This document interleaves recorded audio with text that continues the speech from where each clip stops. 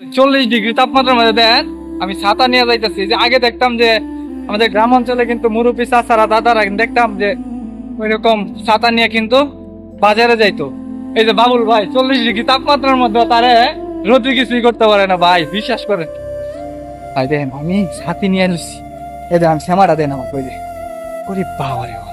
মানে এনে যদি আমি মোটামুটি 1-2 মিনিট খালি ছাতিটা নামাই আমার অবস্থা সিরিয়াস হয়ে যাবে।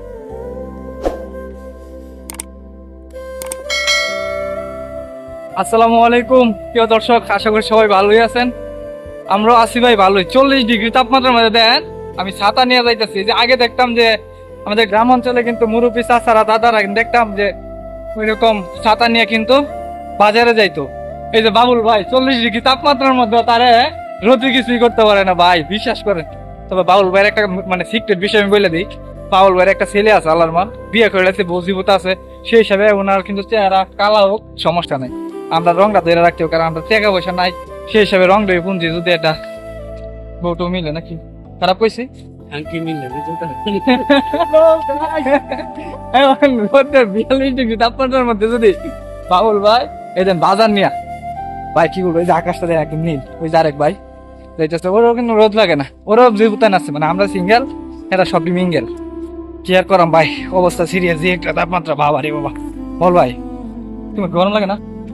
আসলে কথা মনে তাই না, না গরম লাগে না, গরম লাগে, জবর হিট লাগে। জবর হিট লাগে, গরম না।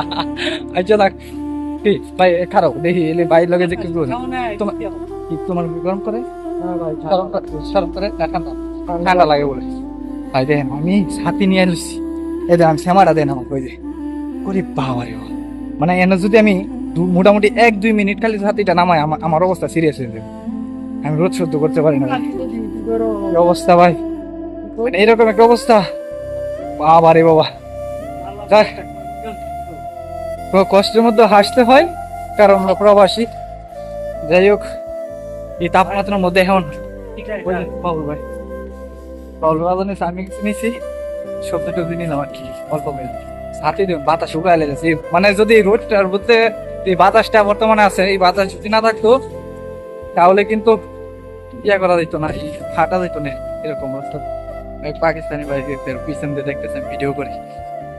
আর ভাই বিলার কাছাকাছি আয় বলছি তো, সবাই ভালো থাকবেন। আর ভিডিওটা কেমন লাগলো অবশ্যই জানাবো। আর প্রবাসে যারা মানে সৌদি আরব আছেন, ওমানে আছেন, বিশেষ করে মধ্যপ্রাচ্যের কিছু দেশ, দুবাই, আরব আমিরাতে, কুয়েতে আছেন, তারা কিন্তু এই যে তাপমাত্রাটা এটার বিষয়ে আপনারা জানবেন বর্তমানে যে একটা অবস্থা।